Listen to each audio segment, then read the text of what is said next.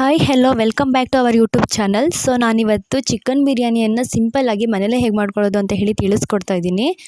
ಇಷ್ಟ ಆದರೆ ಲೈಕ್ ಮಾಡಿ, ಶೇರ್ ಮಾಡಿ, ಕಮೆಂಟ್ ಮಾಡಿ, ಹಾಗೆ ಸಬ್ಸ್ಕ್ರೈಬ್ ಮಾಡ್ಕೊಳ್ಳೋದನ್ನು ಮರಿಬೇಡಿ. ಪ್ಲೀಸ್ ಎಲ್ಲರೂ ಸಬ್ಸ್ಕ್ರೈಬ್ ಮಾಡ್ಕೊಳ್ಳಿ. ವಿಡಿಯೋವನ್ನು ಕಂಪ್ಲೀಟಾಗಿ ನೋಡಿ, ಎಲ್ಲೂ ಸ್ಕಿಪ್ ಮಾಡಬೇಡಿ.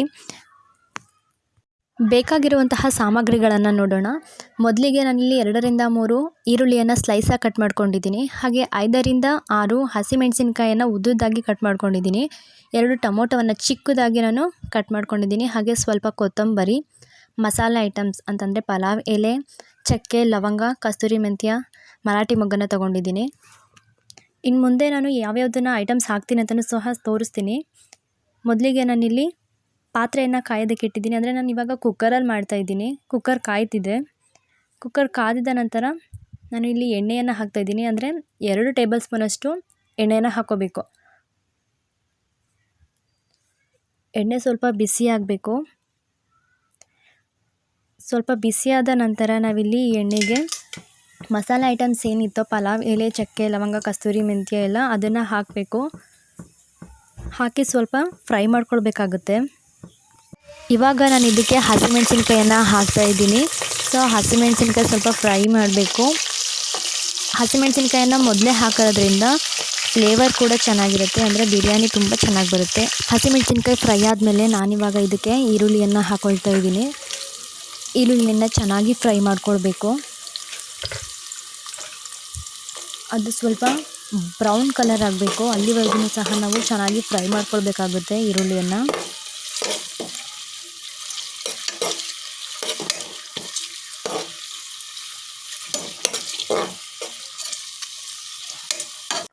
ಈರುಳ್ಳಿ ಚೆನ್ನಾಗಿ ಫ್ರೈ ಆದಮೇಲೆ ನಾನಿವಾಗ ಇದಕ್ಕೆ 1 ಟೇಬಲ್ ಸ್ಪೂನಷ್ಟು ಶುಂಠಿ ಬೆಳ್ಳುಳ್ಳಿ ಪೇಸ್ಟನ್ನು ತಗೊಳ್ತಾ ಇದ್ದೀನಿ. ಸೊ ಶುಂಠಿ ಬೆಳ್ಳುಳ್ಳಿ ಪೇಸ್ಟನ್ನು ನಾನು ಚೆನ್ನಾಗಿ ಫ್ರೈ ಮಾಡ್ಕೊಳ್ಬೇಕು. ಯಾಕಂತಂದರೆ ಅದು ಹಸಿ ವಾಸನೆ ಹೋಗೋವರೆಗೂ ಸಹ ಶುಂಠಿ ಬೆಳ್ಳುಳ್ಳಿ ಪೇಸ್ಟನ್ನು ಚೆನ್ನಾಗಿ ಫ್ರೈ ಮಾಡ್ಕೊಳ್ಬೇಕಾಗುತ್ತೆ.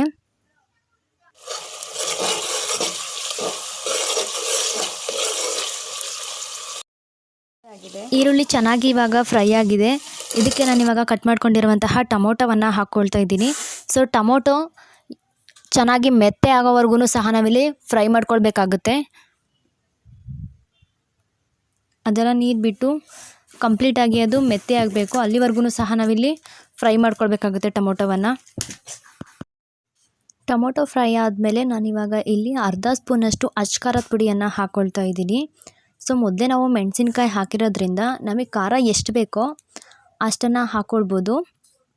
ನೆಕ್ಸ್ಟ್ ನಾನು 1 ಟೇಬಲ್ ಸ್ಪೂನಷ್ಟು ಅರಿಶಿನ ಪುಡಿಯನ್ನು ಹಾಕ್ಕೊಳ್ತಾ ಇದ್ದೀನಿ.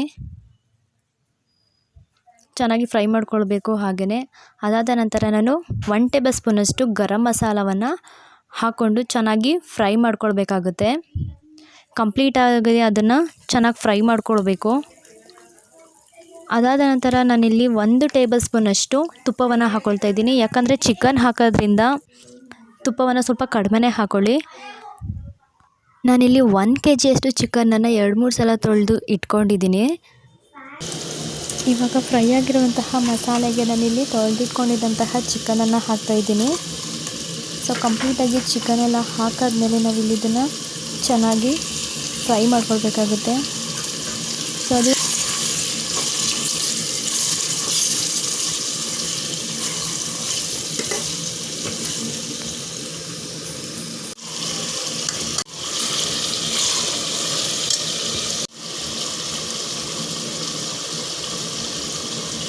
ಚೆನ್ನಾಗಿ ಫ್ರೈ ಆಗಿರುವಂತಹ ಚಿಕನ್ಗೆ ನಾನಿವಾಗ ಅಕ್ಕಿಯನ್ನು ಹಾಕ್ತಾಯಿದ್ದೀನಿ. ನಾನಿಲ್ಲಿ 2 ಗ್ಲಾಸ್ ಅಕ್ಕಿಯನ್ನು ತೊಳೆದಿಟ್ಕೊಂಡಿದ್ದೆ. ಸೊ ಅದನ್ನು ಮಸಾಲೆಯಲ್ಲಿ ನಾವು ಮಿಕ್ಸ್ ಮಾಡ್ಕೊಳ್ಬೇಕಾಗುತ್ತೆ. ಸೊ ನೀವೇ ನೋಡ್ತಿರ್ಬೋದು ಹೇಗೆ ಮಿಕ್ಸ್ ಮಾಡಿದ್ದೀನಿ ಅಂತ. ಚೆನ್ನಾಗಿ ಮಿಕ್ಸ್ ಮಾಡ್ಕೊಳ್ಬೇಕು. ಸಡನ್ಲಿ ನಾವು ನೀರನ್ನು ಕೂಡ ಹಾಕೋಕ್ಕೆ ಹೋಗಬಾರ್ದು. ಮಸಾಲೆ ಚೆನ್ನಾಗಿ ಅದು ಹೊಂದ್ಕೊಳ್ಬೇಕಾಗುತ್ತೆ. ಇವಾಗ ನಾನು 2 ಗ್ಲಾಸ್ ಅಕ್ಕಿಗೆ 4 ಗ್ಲಾಸನ್ನು ನೀರು ಹಾಕ್ಕೊಂಡಿದ್ದೀನಿ. ಸೊ ನಾವು 1 ಗ್ಲಾಸ್ ಅಕ್ಕಿ ಹಾಕಿದ್ರೆ 2 ಗ್ಲಾಸ್ ನೀರು ಹಾಕಬೇಕು. ನಾನಿಲ್ಲಿ 2 ಗ್ಲಾಸ್ ಅಕ್ಕಿ ಹಾಕಿದ್ದೆ, ಹಾಗಾಗಿ 4 ಗ್ಲಾಸ್ ನೀರನ್ನು ಹಾಕ್ಕೊಂಡಿದ್ದೀನಿ.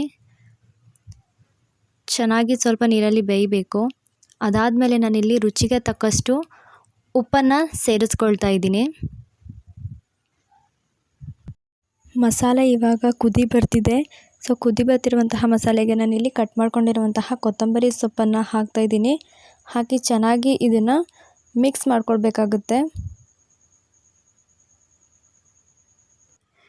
ಕಂಪ್ಲೀಟಾಗಿ ಇವಾಗ ಮಸಾಲೆ ಕುದೀತಾ ಇದೆ. ಸೊ ನಾನು ಇವಾಗ ಕುಕ್ಕರ್ ಮುಚ್ಚಳವನ್ನು ಹಾಕಿ ಕ್ಲೋಸ್ ಮಾಡಿದ್ದೀನಿ. ಅದು 1 ವಿಷಲ್ ಕೂಗಿದ್ಮೇಲೆ ಬಿರಿಯಾನಿ ಹೇಗೆ ಬಂದಿದೆ ಅಂತ ಹೇಳಿ ನೀವೇ ನೋಡ್ತಿರ್ಬೋದು.